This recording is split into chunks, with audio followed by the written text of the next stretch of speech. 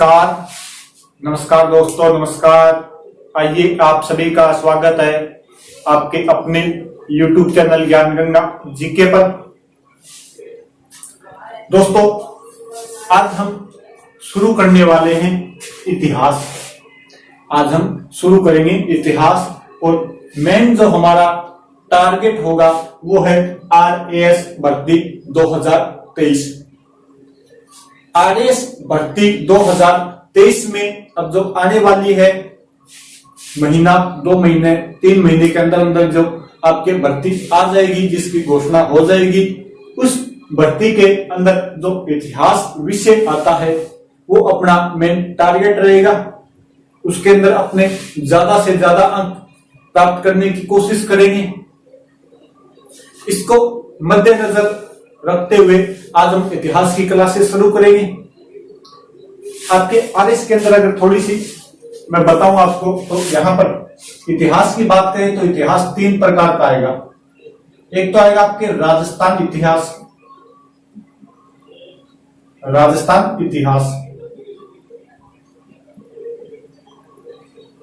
दूसरा तो आएगा आपके वो आएगा भारत का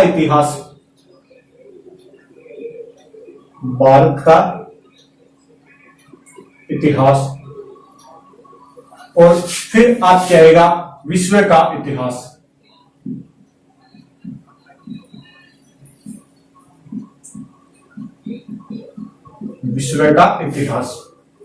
इसके अंदर आपके 3 क्वेश्चन आएंगे इतिहास के। राजस्थान का इतिहास आएगा, भारत का इतिहास आएगा और आपके विश्व का इतिहास भी इसके अंदर आपके साथ आएगा। जो भी आपका पेपर होगा उसके अंदर आएगा। जो परी के अंदर है आपके, जो RS परी के अंदर, वो मेन आपके एक तो राजस्थान और एक भारत वाला, ये मेन दे रखे हैं। विश्व वाले में आप ज्यादा मान के चलो कि मेंस के अंदर यहाँ से कुछ क्वेश्चन ज्यादा आ सकते हैं इनकी, या परी की तुलना में मेंस के अंदर इसके अंदर कुछ ज्यादा आ सकते हैं। बाकी आएंगे दोनों के अंदर, परी और मेंस के अंदर ये तीनों आएंगे। लेकिन जो विश्व का इतिहास है ये थोड़ा सा मेंस के अंदर, राइटिंग के अंदर पूछने को ज्यादा मिल सकता है आपको। राजस्थान का जो इतिहास है इसका अच्छा खासा पोर्शन आएगा, इतिहास भी आएगा, इसके साथ में कला, संस्कृति, कल्चर भी आती है। लेकिन जो राजस्थान का इतिहास है वो मैंने पहले YouTube पर करवा रखा है, उसकी वीडियो अपलोड कर रखी है, कल्चर की भी वीडियो डाल रखी है मैंने। अब राजस्थान का इतिहास तो अपने फिलहाल नहीं करेंगे, इसकी तो कोई लाइव क्लास ले लेंगे, वो भी थोड़ी लंबी क्लास ले लेंगे, ताकि इसको जल्दी से जो भी कुछ रह गया है 10-20% इतिहास रह गया उसको पूरा करें। आज अपने शुरू करेंगे भारत का इतिहास। आज अपने शुरू करते हैं भारत का इतिहास, वो भी किस लिए? RS भर्ती 2023 के लिए। तो वैसे तो RS भर्ती 2023 के लिए, लेकिन अपने ऐसा करेंगे कि चाहे कोई RS का पेपर दे रहा हो, चाहे कोई SSC का पेपर दे रहा हो, चाहे कोई GD का पेपर दे रहा हो, चाहे कोई दिल्ली पुलिस का हो, राजस्थान पुलिस का हो, जहां पर भी भारत का इतिहास सब्जेक्ट आएगा वहां पर ये क्लासें आपके लिए बहुत ज्यादा उपयोगी सिद्ध होगी। तो आप सभी से रिक्वेस्ट है, कृपया ज्यादा से ज्यादा शेयर कर दीजिए, ताकि इससे के साथ ज्यादा से ज्यादा बच्चे जुड़ सके, ज्यादा से ज्यादा बच्चों को इसका लाभ मिल सके। तो आज अपने भारत का इतिहास शुरू करते हैं, और भारत के इतिहास से अपने आप क्या करते हैं, शुरुआत करते हैं RS भर्ती 2023 का टारगेट लेकर। डेली क्लास होगी, इसके ऊपर आपको अपलोडेड क्लास मिलेगी। अगर किसी को लाइव क्लास देखनी है तो फिर आप नीचे कमेंट कर देना, मैं उस हिसाब से देख लूंगा। या सप्ताह के अंदर एक क्लास, या अपने 2 दिन से 3 दिन से फिर एक क्लास से लाइव ले लेंगे, ताकि जो कि आपके दिक्कत आ रही है या कोई आपके प्रश्न है वो आप यहाँ से पूछ सकते हो, या कमेंट कर देना, वो भी मैं यहाँ पर आपके जवाब मिल जाएंगे। तो चलिए अपने शुरू करते हैं इतिहास की क्लास के ऊपर। सिलेक्शन वही लेके जाएगा जो अंत तक यहाँ पर बना रहेगा। आज अपने इतिहास की शुरू करें, थोड़े दिनों के अंदर मैं कोशिश करूंगा कि अपने ज्योग्राफी की क्लास भी शुरू कर दे। ज्योग्राफी भी अपने राजस्थान वाले शुरू करेंगे, क्योंकि Rajasthan history, geography, polity, economics, culture, इन सब का वेटेज थोड़ा ज्यादा रहता है, तो अपने उसका शुरू करेंगे। लेकिन इतिहास अपने आज थोड़ा इंडिया का शुरू कर देते हैं, क्योंकि राजस्थान वाला पहले अपने करवा रखा है। तो चलिए शुरू करते हैं। शब्द है आपके सामने इतिहास। अब देखिए कि इतिहास होता क्या है। इतिहास होता क्या है, तो क्या बीता हुआ समय इतिहास है। जो भी आज से पहले अपना समय बीत गया, क्या हम उसे इतिहास कह सकते हैं।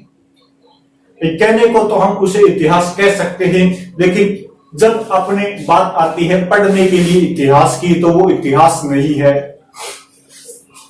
इतिहास क्या है, क्या अतीत का, क्या अपने अतीत को इतिहास बोल सकते हैं। अतीत जो बीता हुआ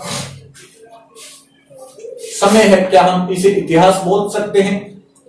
इतिहास क्या होगा, कोई भी ऐसी घटना है, भाई आपने आज से 10 दिन पहले आप कहीं गांव गए, क्या वो आपके लिए इतिहास है। आप 4 दिन पहले किसी विवाह में गए थे, क्या वो आपके लिए इतिहास है। आपने 2 महीने पहले कोई भी काम किया, मान लीजिए और आप 2 महीने पहले आपने कोई पार्टी की, क्या वो आपके लिए इतिहास है। ये जो अपने सभी घटनाएं हैं। अब 2 मिनट पहले मैंने आपको आरएस बत्ती के बारे में जो बताया था, वो भी बीत गया समय, बीता हुआ समय इतिहास है, तो क्या वो भी इतिहास है। वो सभी चीजें इतिहास नहीं हो सकती। इतिहास क्या होगा, ऐसी घटनाएं जिनसे मानव जीवन व ऐसी घटनाएं जिनसे मानव जीवन व भौगोलिक जीवन प्रभावित होता है, वो क्या होती है, आपके इतिहास होता है। कोई भी ऐसी घटनाएं, मान लीजिए आपने 10वीं कक्षा पास की, वो आपके जीवन का प्राचीन समय है, वो आपके जीवन के अतीत की बात है, लेकिन वो आपके लिए इतिहास है, क्योंकि आप मान लीजिए 10वीं में आपने प्रथम स्थान प्राप्त किया, तो वो आपके लिए क्या हो गया, इतिहास हो गया। जब आप किसी नौकरी में लग जाते हो, या आपका जब सिलेक्शन होता है किसी भी सरकारी सेवा के अंदर, तो वो आपके लिए इतिहास है, क्योंकि उसके बाद से आपका जीवन बदल गया है। वो आपके जीवन को, वो घटना आपको प्रभावित कर रही है। अब मान लीजिए आपका सिलेक्शन हो गया आरएस भर्ती 2023 के अंदर, और इसके बाद आपकी ड्यूटी कहीं दूसरी जगह आ गई, आपका जीवन बदल गया, और आपकी जो भौगोलिक स्थिति है वो भी बदल गई, आपका पूरा का पूरा भूगोल चेंज हो गया, ज्योग्राफी चेंज हो गई आपकी, तो वो क्या है, आपके लिए इतिहास है। यानी ऐसी घटनाएं, इतिहास क्या होगा, ऐसी घटनाएं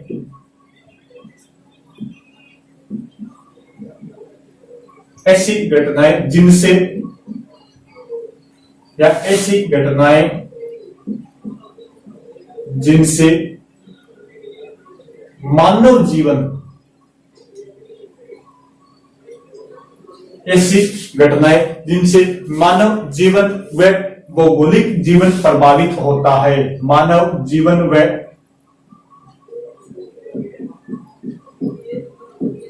भौगोलिक जीवन प्रभावित होता है, इतिहास कहलाता है। प्रभावित होता है, क्या कहलाएगा, आपके इतिहास कहलाएगा। आवाज मेरा बिल्कुल सही आ रही होगी, एक बार मैं चेक भी कर लेता हूं। ठीक है, बिल्कुल सही है। ऐसी घटनाएं जिनसे मानव जीवन और साथ में क्या है, भौगोलिक जीवन प्रभावित होता है, क्या कहलाती है वो घटनाएं, आपके इतिहास कहलाएगी। लेकिन इसके साथ आपको जरूरी है कि जो घटनाएं हैं उनके अंदर क्या हो, क्रमबद्धता। इतिहास के अंदर क्या आवश्यकता होती है, क्रमबद्धता की, क्रमबद्धता की आवश्यकता होती है। क्रमबद्धता की आवश्यकता होती है। क्रमबद्धता क्या होती है, क्रमबद्धता यानी अपने क्रम के हिसाब से चलना। पहले कौन सी घटना घटी है, उसके बाद में कौन सी घटना घटी है, फिर कौन सी घटना घटती है। जैसे आपने पहले पहली क्लास पास की, फिर चलते गए, फिर आपने 10वीं कक्षा पास की, उसके बाद में आपने 12वीं की, उसके बाद में आपने ग्रेजुएशन की, फिर आप कोई नौकरी के अंदर, सरकारी नौकरी के अंदर आपका क्या होता है, सिलेक्शन होता है। तो ये आपका क्या हो गया, क्रम हो गया, आप क्रम के हिसाब से चल रहे हो। अब ऐसे तो नहीं होता कि सबसे पहले तो आपने नौकरी प्राप्त कर ली, फिर आप ग्रेजुएशन कर रहे हो, फिर आप 12वीं के अंदर, फिर 10वीं के अंदर, ऐसे फिर आप 9, 8, 7 या बाद में लास्ट में आप पहली क्लास कर रहे हो, ये तो नहीं होता।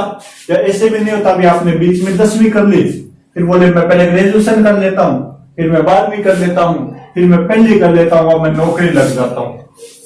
ऐसे भी नहीं होता। आप जो भी काम करते हो वो क्रम से चलते हैं। तो इतिहास के अंदर भी क्या होना चाहिए, क्रम होना चाहिए। वो भी आपके क्या कहलाएगा, इतिहास। यानी पूरी की पूरी क्या होनी चाहिए, क्रमबद्धता होनी चाहिए। समय के अनुसार इसमें क्या होनी चाहिए, क्रमबद्धता होनी चाहिए। इसके साथ साथ क्या होना चाहिए, इसके साक्ष्य मौजूद होने चाहिए।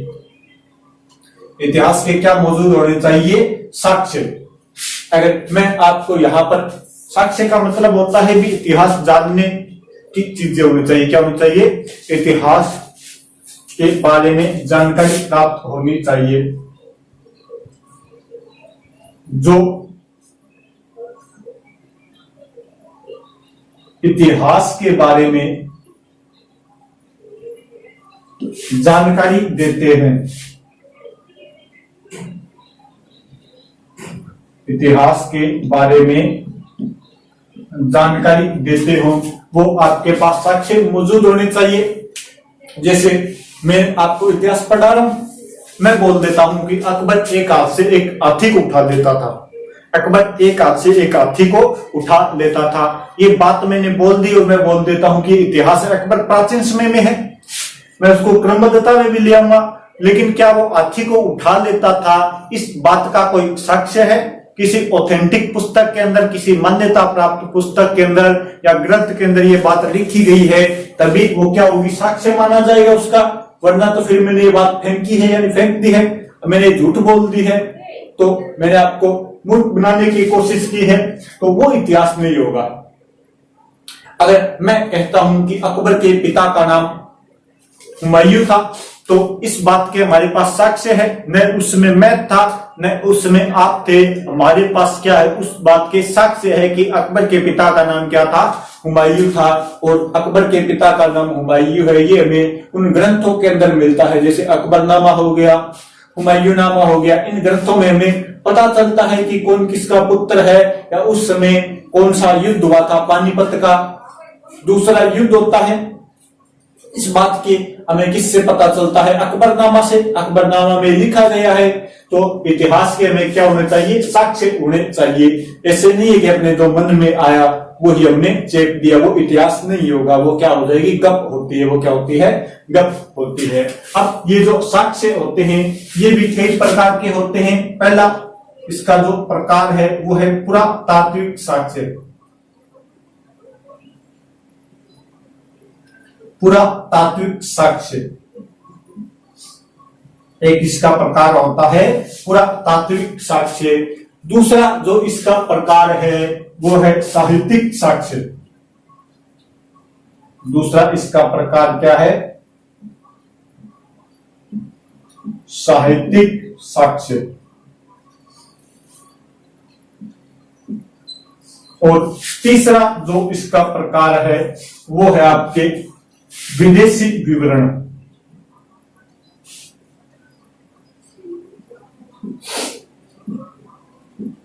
विदेशी विवरण ये क्या होते हैं आपके साक्ष्य? कितने प्रकार के हैं, 3 प्रकार के। पहला है पुरातात्विक साक्ष्य, दूसरा है आपके पास साहित्यिक साक्ष्य, और तीसरा है विदेशी विवरण।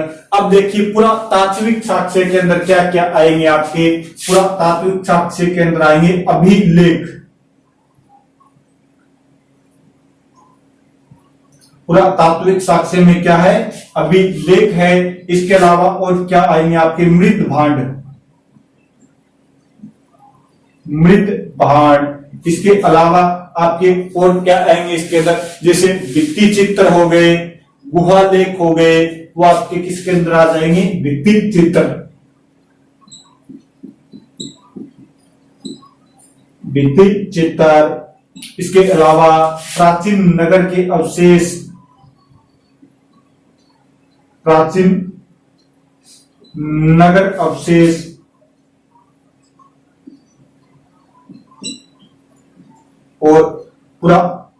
पुरातन या आप बोल सकते हो पुराने उपकरण।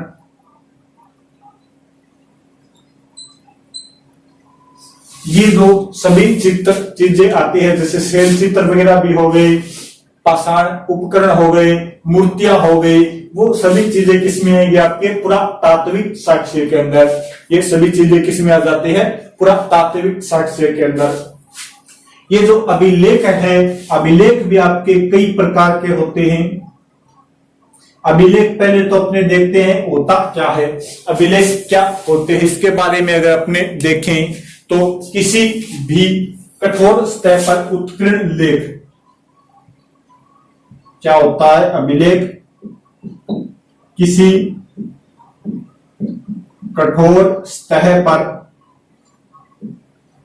किसी कठोर सतह पर उत्कीर्ण लेख, उत्कीर्ण लेख क्या कहलाता है आपके अभिलेख कहलाता है। कोई भी कठोर सतह है उसके ऊपर अगर हमने कोई लेख लिख दिया तो वो आपके क्या कहलाएगा अभिलेख कहलाता है। किसी भी कठोर सतह के ऊपर उत्कीर्ण लेख क्या कहलाता है आपके अभिलेख कहलाता है। ये अभिलेख भी कई प्रकार के होते हैं, जिसमें आपके आ गया शिलालेख, उधर कर देता हूं मैं। अभिलेख कई प्रकार के होते हैं जिसमें आपके आ जाएगा एक तो शिलालेख, शिलालेख। शिलालेख का मतलब है शिला यानी पत्थर, लेख यानी उसके ऊपर क्या है कुछ लिखना। अब कोई पत्थर या बड़ी चट्टान होती थी, ये अपने कोई भी बड़ी चट्टान हो गई, इसके ऊपर साफ कर इसकी एक साइड इसके ऊपर लिखवा दिया तो वो क्या कहलाएगा आपके शिलालेख। या अपने कोई बड़ी चट्टान उसके ऊपर लिखवाना ही क्या कहलाएगा अपने शिलालेख कहलवाएगा। बड़े पत्थर या चट्टान के ऊपर लिखवाना क्या कहलाता था शिलालेख। उसके ऊपर उत्कीर्ण करवा देते थे, खुदवा देते थे, वो आपके क्या कहलाता था शिलालेख। दूसरे नंबर पर आपके आ जाएगा स्तंभ लेख। स्तंभ लेख, स्तंभ लेख क्या होता है, इसमें तो देखिए जो चट्टान या पत्थर है इसकी लगभग लंबाई चौड़ाई बराबर जैसी होगी, अपने को दीवार के ऊपर लिखवा देते हैं। स्तंभ क्या होता है, ये होता है आपके पिलर एडिक्ट, इसे क्या बोलते हैं पिलर एडिक्ट बोलते हैं। यानी स्तंभ क्या होगा एक पिलर होगा, ये कोई स्तंभ हो गया। अब इसके ऊपर अगर कुछ लिखवा दिया, इसकी लंबाई ज्यादा है चौड़ाई कम है, इसके ऊपर अगर कुछ भी लिखवा दिया तो वो आपके क्या कहलाता है स्तंभ लेख कहलवाता है। वो आपके क्या कहलाएगा स्तंभ लेख कहलाता है। जिसकी हाइट ज्यादा हो, जिसकी और चौड़ाई कम हो, वो आपके स्तंभ हो गया। पिलर के ऊपर कुछ लिखवा दिया तो वो स्तंभ लेख या पिलर एडिक्ट कहलाएगा। इसके अलावा आपके क्या होते हैं गुहा लेख। इसके अलावा और कौन से अभिलेख होते हैं गुहा लेख।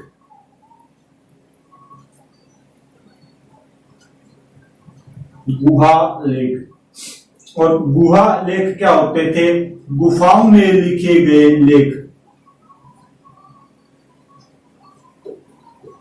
गुफाओं में लिखे गए लेख, ये आपके क्या कहलाते थे गुहा लेख। जैसे प्राचीन गुफाएं होती थी, ये कोई भी गुफा का प्राचीन गुफा का दरवाजा है, गेट है, और उस गेट के ऊपर यहां पर अगर किसी ने कुछ लिख दिया है, कुछ लिखवा दिया है, तो उसे क्या बोला जाता था गुहा लेख या गुफा लेख के नाम से भी इन्हें जाना जाता था। इन्हें गुहा लेख या गुफा लेख के नाम से भी जाना जाता था। तो ये हो गया आपके गुहा लेख या गुफा लेख। इसके अलावा और कौन से लेख हुआ करते थे मुद्रा लेख, अपने यहां पर लिख सकते हैं। और कौन से लेख हो गए आपके मुद्रा लेख। मुद्रा लेख में क्या होगा, जैसे आपके कोई सिक्का है और इसके ऊपर नाम लिखवा दिया अजय प्रिय ध्रुव, कुछ भी नाम लिखवा सकते हैं इसके ऊपर, जैसे इसके ऊपर कुछ अंकित करवा दिया, अजय प्रिय ध्रुव। ये आपके कोई भी सिक्का है, सिक्के के ऊपर अगर किसी राजा ने अपना नाम लिखवा दिया, क्या जैसे मेवाड़ के सिक्कों पर लिखा गया था दोस्त लंदन, तो ऐसे क्या हो गया आपके बीकानेर पर था विक्टोरिया इंप्रेस, तो ऐसे जो सिक्के थे उनके ऊपर कुछ लिखा जाता था वो क्या हो गया आपके मुद्रा लेख, इससे ही आपके कहलाएगा ताम्र लेख।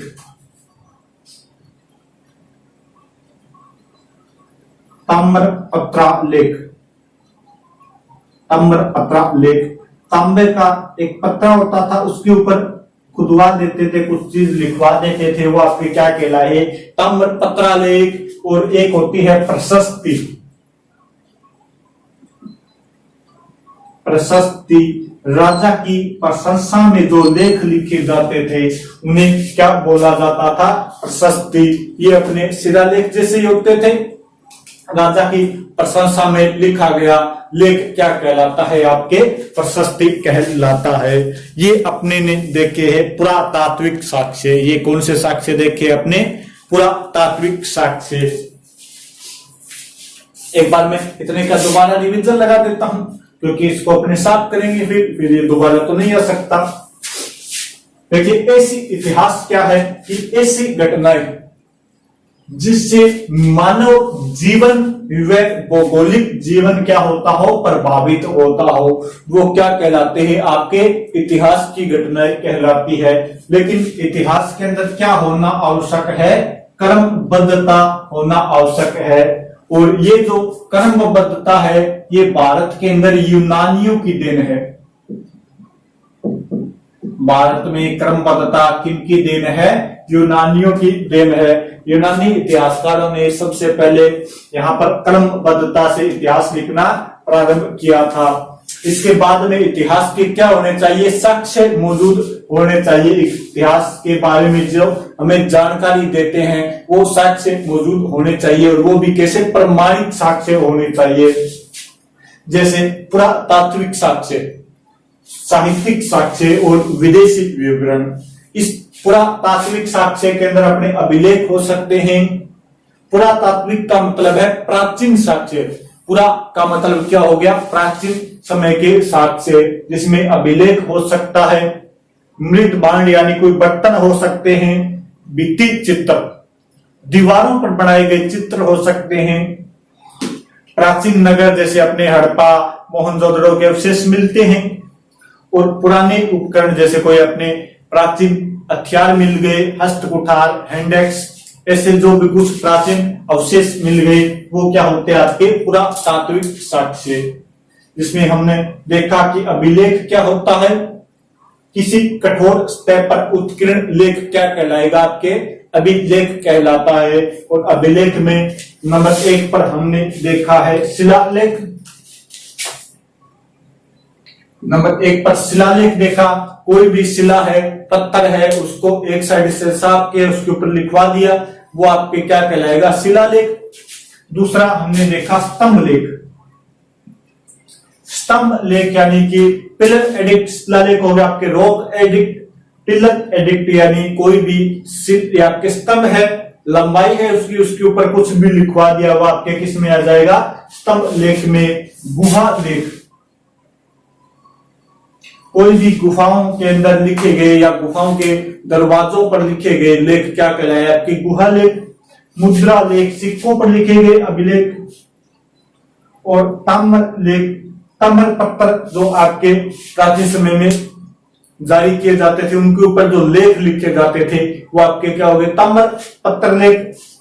और प्रशस्ति, राजा या किसी व्यक्ति की प्रशंसा में लिखा गया लेख क्या कहलाएगा, आपके प्रशस्ति कहलाता है। अब जो भी इसका स्क्रीनशॉट देना चाहिए वो ले लो, फिर अपने आगे चलते हैं। ये तो अपने देख लिए पुरातात्विक साक्ष्य, अब अपने देखते हैं साहित्यिक साक्ष्य के अंदर क्या क्या चीजें मौजूद है, वो देखते हैं। अपने जो स्क्रीनशॉट लेना चाहे वो ले लो, और आप सभी से रिक्वेस्ट है कृपया ज्यादा से ज्यादा शेयर कर दीजिए ताकि ज्यादा से ज्यादा बच्चे इसका लाभ उठा सके।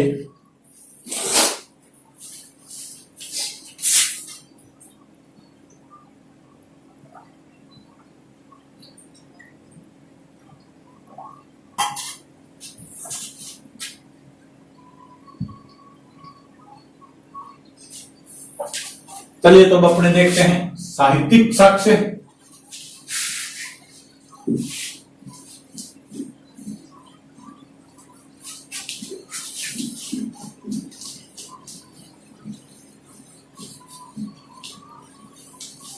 ये जो आपके पास अब साहित्यिक साक्ष्य है, अब अपने देखेंगे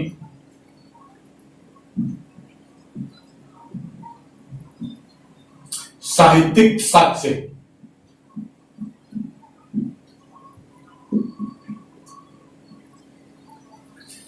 साहित्यिक साक्ष्य मतलब कोई भी लिखा हुआ साहित्य हो गया, अपने जो भी साहित्य लिखा हुआ है,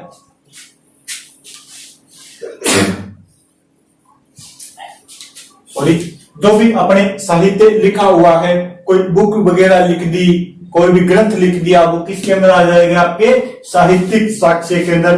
और इस साहित्यिक साक्ष्य को दो भागों में बांटा गया है। साहित्यिक साक्ष्य को कितने भागों में बांटा गया है? दो भागों में। पहला है धार्मिक साहित्य,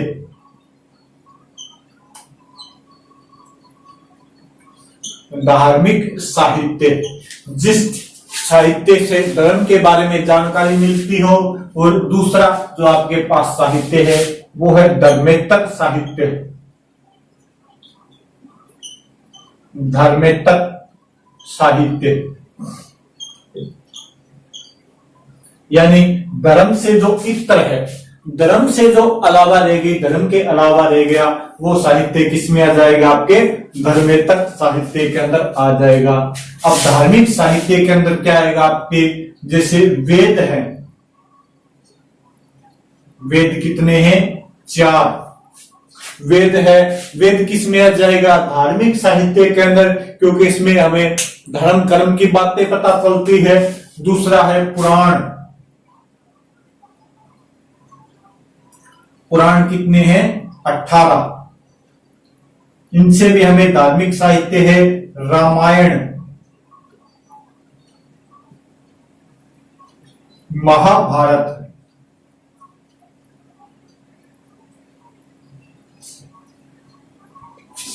महाभारत हो गई। ब्राह्मण ग्रंथ, ब्राह्मण ग्रंथ है। इसके अलावा बाइबिल,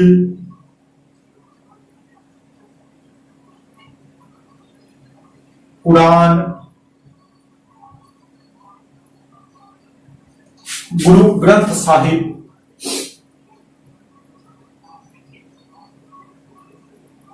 गुरु ग्रंथ साहिब,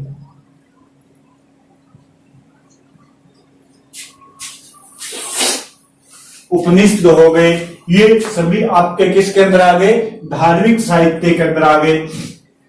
वेद है, पुराण है, रामायण, महाभारत, ब्राह्मण ग्रंथ, बाइबिल, कुरान, गुरु ग्रंथ साहिब, उपनिषद, वेदांत, ये सभी किसके अंदर आ गए? आपके धार्मिक साहित्य के अंदर सम्मिलित है। इनसे हमें धर्म के बारे में जानकारी मिलती है। इन साहित्यों से हमें किसके बारे में जानकारी मिलती है? धर्म के बारे में जो भी बातें हैं धर्म की, वो सभी इनके अंदर मिल जाएगी हमें। अब देखते हैं अपने धर्मेतर साहित्य, यानी जो धर्म से इतर है वो साहित्य की अगर बात की जाए तो अलग अलग समय में,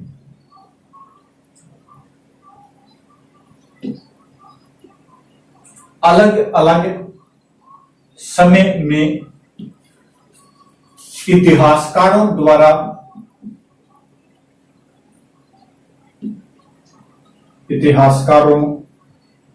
द्वारा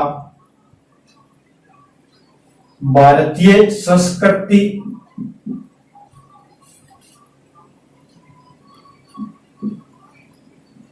भारतीय इतिहास, राजनीति,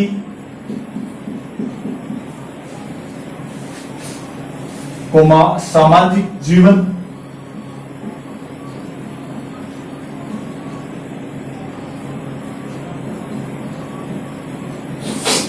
आदि का विवरण,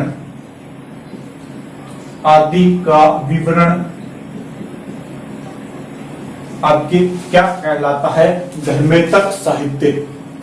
जिसके अंदर आपके अलग अलग समय के होंगे और इतिहासकार लिखेंगे, इन्हें अलग अलग इतिहासकार लिखेंगे, जिसके अंदर भारत के धर्मेंद्र साहित्य देख रहे हैं तो भारतीय संस्कृति होगी, इतिहास होगा, राजनीति होगी, अर्थशास्त्र होगा, सामाजिक जीवन होगा, समाज के साथ राजतंत्र के साथ ऐसी जो भी बातें जिसके अंदर ग्रंथ के अंदर लिखी होगी वो कौन से साहित्य हो जाएंगे आपके धर्मेंद्र साहित्य। और इसमें अपने कौन कौन से ले सकते हैं, जैसे कौटिल्य का अर्थशास्त्र,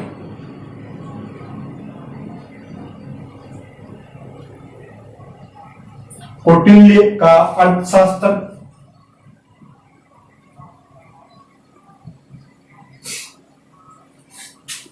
इसके अलावा कलहण की राजतरंगिणी, कलहण की राजतरंगिणी,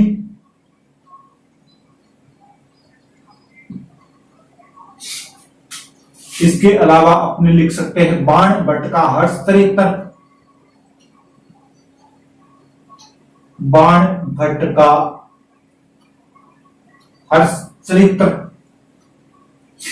कालिदास का अभिज्ञान शाकुंतलम, कालिदास का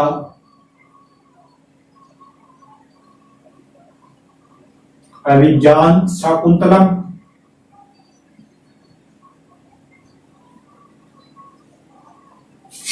इसके अलावा और भी अपने अगर कोई लिखना चाहे तो इसमें पतंजलि का महाभाष्य है, चंद्रवरदाई का पृथ्वीराज राजसो है, वो सभी किस साहित्य में आ जाएंगे आपके धर्मेंद्र साहित्य के अंदर सम्मिलित हो गए। अब कौटिल्य के अर्थशास्त्र से हमें उस समय के समाज के साथ राजनीति कैसी थी, राजतंत्र कैसा था, उसके बारे में जानकारी मिलती है। वही बातें हमें कलहण की राजतरंगिणी से, बाण भट्ट के हर्षचरित्र से और कालिदास के अभिज्ञान शाकुंतलम, मेघदूतम, इन ग्रंथों से उस समय के समाज के बारे में जानकारी मिलती है। तो ये कौन सा साहित्य हो गया, धर्मेंद्र साहित्य। इसके अलावा अपने नंबर 13 पर देखा था विदेशी विवरण, ये धर्मेंद्र आपके साहित्य ग्रंथ हो गए या साहित्यिक साक्ष्य। और नंबर 3 पर था विदेशी विवरण, विदेशी विवरण। इस विदेशी विवरण में क्या आएगा कि वो साहित्य जिसकी रचना विदेशी इतिहासकारों या विदेशी यात्रियों द्वारा की गई है वो किस में आ जाएगा, आपके विदेशी विवरण में। इसकी रचना कौन करेंगे, विदेशी इतिहासकार, विदेशी इतिहासकारों व यात्रियों द्वारा इसकी क्या की गई है, यात्रियों द्वारा रचना की गई है। इसमें अपने जो भी विदेशी इतिहासकार हुए हैं या कोई भी विदेशी यात्री जो भारत के अंदर घूमने के लिए आए हैं, उन्होंने जिस ग्रंथ की रचना की वो किस में आ जाएगी, या जो बातें भारत के बारे में विवरण किया वो किस में आ जाएगा, आपके विदेशी विवरण के अंदर। इसमें आप लिख सकते हो हेरोडोटस की हिस्टोरिका, हेरोडोटस की हिस्टोरिका,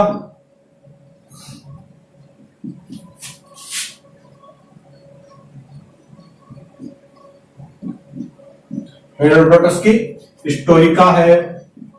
इसके अलावा है मेगास्थनीज की इंडिका, मेगास्थनीज की इंडिका है। इसके अलावा आप लिख सकते हो अल ब्रूनी की जो रेहल्ला है, हवेनसांग की सियुकी,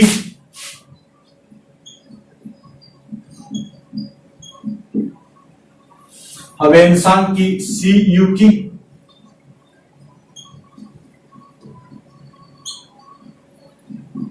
अल ब्रूनी की रेहल्ला,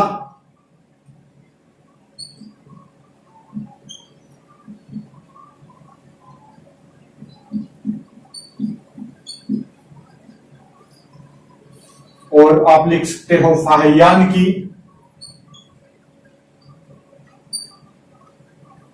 फाहियान की, फोको की, फोको की। ये आपके सभी जो विदेशी इतिहासकारों के विवरण है वो हो गए। कर्नल जेम्स टोड की annals and antiquities of Rajasthan, वो भी किसमें आ जाएगी, आपके विदेशी विवरण के अंदर सम्मिलित हो जाएगी।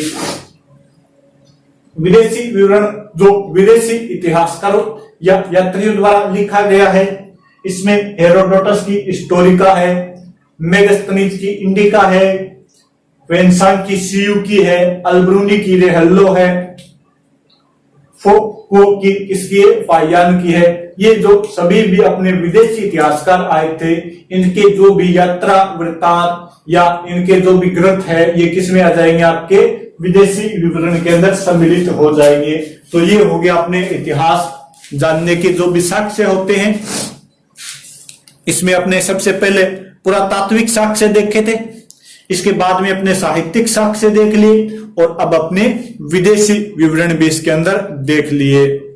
कोई भी जो स्क्रीनशॉट लेना चाहे वो ले लो, फिर अपने आगे चलते हैं।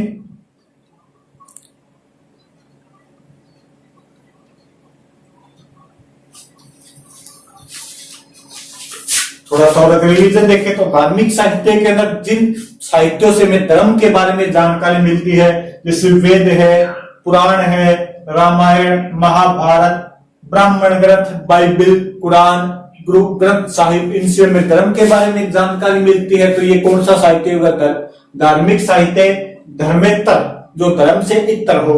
ये अलग अलग समय में इतिहासकार लिखते हैं, जिसके अंदर हमें भारतीय समाज, संस्कृति, राजनीति, राजतंत्र आदि के बारे में जानकारी मिलती है, जिसमें कौटिल्य का अर्थशास्त्र है, कलहड़ की राजतरंगिणी है, बाण भट्ट का हस्तचरित्र है, और इसके अलावा आप कालिदास की अभिज्ञान शाकुंतलम, जो भी प्राचीन ग्रंथ है वो इसके अंदर आपके सम्मिलित हो जाएंगे।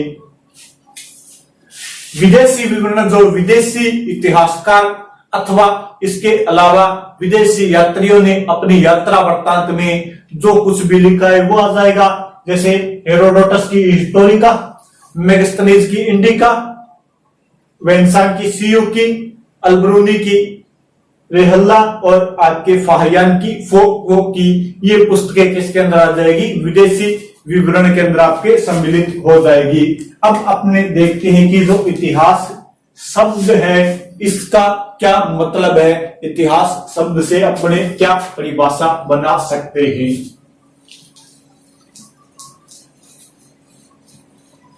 अभी अपने सामान्य परिचय ही चल रहा है इतिहास का, इसके बाद में अपने शुरू होगा पाषाण काल, फिर अपने शुरू होगी सिंधु घाटी सभ्यता, फिर अपने वैदिक सभ्यता। ऐसे अपने धीरे धीरे पढ़ते चलेंगे और हर चीज को अच्छे तरीके से समझ कर अपने पढ़ते चलेंगे।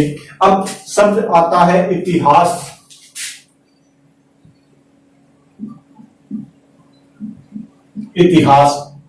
इतिहास क्या है, तो इसका जो शब्द बना है ये बना है इति धन है धन आस से। इति धन है धन आस से आपके क्या बनता है, इतिहास बनता है। इसका मतलब क्या होता है कि निश्चित रूप से ऐसा ही हुआ होगा। इसका मतलब क्या हो गया, निश्चित रूप से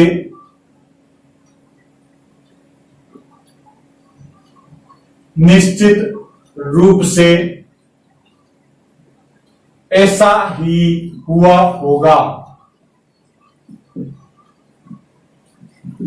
और इतिहास के जो पिता है उन्हें वो बोले जाते हैं हेरोडोटस को। चलो ये बातें मैं आपको बाद में बताऊंगा थोड़ी सी, पहले अपने इस इतिहास शब्द के बारे में देख लेते हैं। इति धन है धन आस। इति का मतलब होता है ऐसा ही या इसी प्रकार, ऐसा ही या इसका मतलब होता है इसी प्रकार। ऐसा ही या इसी प्रकार। है का मतलब होता है निश्चित या वास्तविक। है का मतलब क्या हो गया? निश्चित या वास्तविक। और आस का मतलब होता है घटना घटित होना, किसी घटना का घटित होना।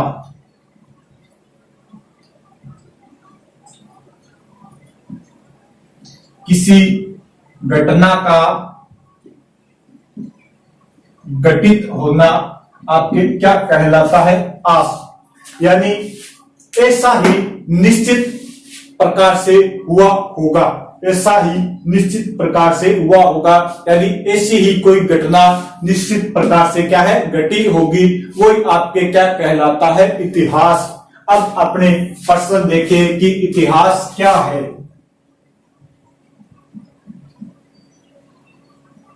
इतिहास क्या है? आप अपने इतिहास के बारे में डेफिनेशन वगैरह सब कुछ देख ली। अब अपना प्रश्न है इतिहास क्या है। मेंस के अंदर भी आ सकता है लिखने के लिए, अपने कोई 20 शब्द या 50 शब्द में दे सकता है इतिहास क्या है। तो इतिहास क्या है, इसकी कई डेफिनेशन बन सकती है। पहली जो इसकी डेफिनेशन है वो है, लेकिन ये जो डेफिनेशन है आपके समय के हिसाब से अलग अलग होगी। इतिहास ये अतीत की घटना, अतीत की घटनाओं का अध्ययन,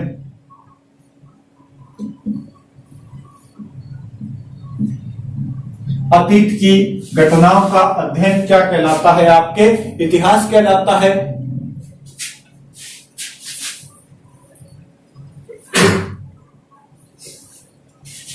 सॉरी शक्तिमान, अतीत की घटनाओं का अध्ययन क्या कहलाएगा? आपके इतिहास कहलाता है। अब इसी डेफिनेशन को थोड़ा और चेंज करते हैं और अपने बी के अंदर लिख देते हैं कि अतीत की घटनाओं का क्रमबद्ध अध्ययन,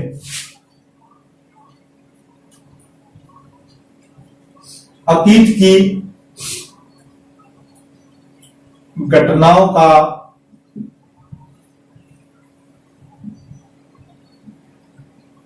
क्रमबद्ध अध्ययन। अब आप बोलोगे कि 2 नंबर वाली बात सही है कि अतीत की घटनाओं का जो क्रमबद्ध अध्ययन होता है ये क्या कहलाता है? इतिहास कहलाता है। लेकिन अभी अपने नंबर 3 बात और लिखेंगे, अतीत की घटनाओं का क्रमबद्ध अध्ययन जिसके साक्ष्य मौजूद हो।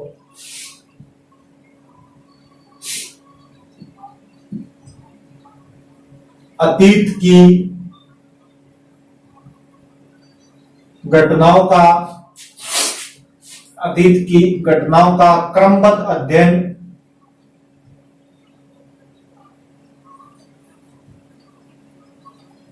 क्रमबद्ध अध्ययन जिसके क्या मौजूद हो? जिसके साक्ष्य मौजूद हो।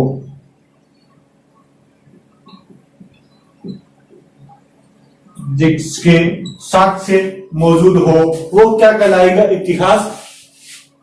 अब आप बोलोगे कि 3 नंबर वाली परिभाषा है या जो बात है वो सही है। अभी अपने और आगे चलते हैं और नंबर 4 पर है अतीत की घटनाओं का वर्तमान की घटनाओं के साथ संबंध।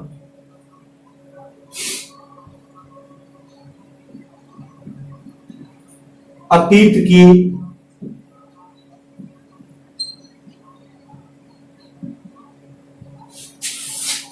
घटनाओं का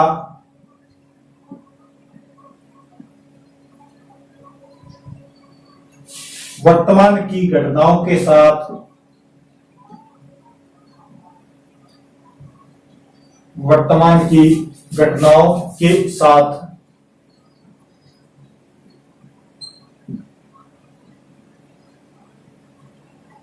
क्रमबद्ध अध्ययन जिसके साक्ष्य मौजूद हो। क्रमबद्ध अध्ययन जिसके क्या मौजूद हो? साक्ष्य मौजूद हो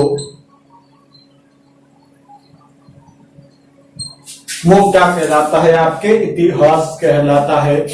अतीत की घटनाओं का क्रमबद्ध अध्ययन जिसके क्या मौजूद हो, साक्ष्य मौजूद हो, वो क्या कहलाएगा? आपके इतिहास कहलाता है। इसमें ये चारों की चारों जो परिभाषाएं हैं ये सही है, लेकिन अगर चारों एक साथ दे दे तो अपने जो ये 4 नंबर वाली है, अतीत की घटनाओं का वर्तमान की घटनाओं के साथ क्रमबद्ध अध्ययन जिसके साक्ष्य मौजूद हो, ये अपने सही होगी। तो अपने इतिहास क्या है, आज इसके ऊपर चर्चा की थी, बात की थी। इतिहास क्या है, इसे हम कैसे जान सकते हैं? तो और ये अगर अपने प्री में आए, मेंस में आए, जहां कहीं भी कैसा भी कोई प्रश्न आए तो अपने कर सकते हैं। मेंस में आएगा तो इतिहास क्या है, या इसके साक्ष्यों के बारे में भी दे सकता है अपने 20 अंकों का या 20 शब्दों का, या अपने 50 शब्दों तक ये प्रश्न आ सकता है। तो अपने यहां से इसको कर सकते हैं कि इतिहास क्या है, इसके साक्ष्यों सहित इसका वर्णन कीजिए।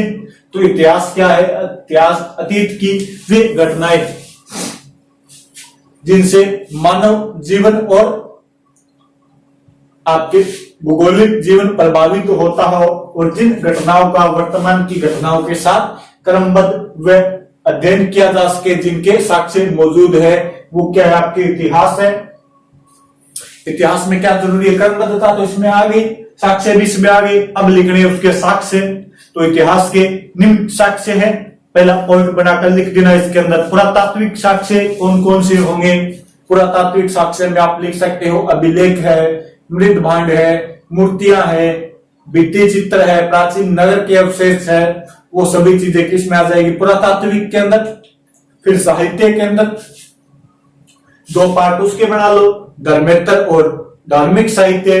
धर्मेतर के अंदर आपके जो इतिहासकारों द्वारा भारत की राजनीतिक, सांस्कृतिक, सामाजिक जीवन के ऊपर लिखे गए ग्रंथ, जैसे कौटिल्य का अर्थशास्त्र है, कल्हण की राजतरंगिणी है, वो सभी चीजें लिख दो। दूसरी साइड अपने धार्मिक साहित्य के अंदर वेद है, रामायण, महाभारत, पुराण, ये जो भी धर्म के साहित्य लिख दो। फिर अपने तीसरे शब्द पॉइंट के अंदर लिख दो विदेशी विवरण, जिसके अंदर लिख दो विदेशी यात्रियों या विदेशी इतिहासकारों द्वारा किया गया वर्णन क्या कहलाएगा? आपके विदेशी विवरण।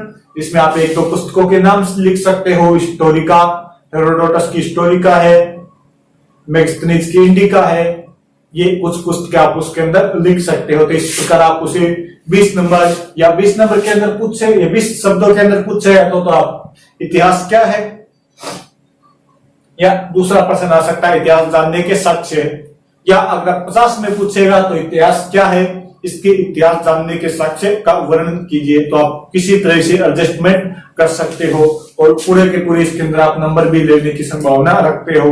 तो आज अपनी क्लास को यहीं पर विराम देते हैं। आज अपनी बात की है सिर्फ इतिहास क्या है और इसके साक्ष्य क्या है। अपने पास साक्ष्य कौन कौन से हो सकते हैं उसके बारे में अपने चर्चा की है। कल फिर अपने शुरू करेंगे इतिहास को, वर्गीकरण करेंगे, इतिहास को कितने भागों में बांटा जा सकता है, किस किस प्रकार बांटा जा सकता है, फिर आगे कौन कौन से भाग हैं उनके बारे में अपने कल से चर्चा करेंगे। तो कल अपनी क्लास फिर कंटिन्यू रहेगी और इसके अंदर आपके जो भी अगर लाइव क्लास लेनी हो या आपके कोई भी डाउट रह गया हो तो आप नीचे इसके अंदर कमेंट कर दीजिए। और आप सभी से रिक्वेस्ट है कृपया ज्यादा से ज्यादा शेयर कर दीजिए ताकि ज्यादा से ज्यादा बच्चे इसका लाभ उठा सके। और आप सभी से रिक्वेस्ट है कृपया चैनल को सब्सक्राइब कीजिए। ओके, थैंक यू, जय हिंद, राम राम।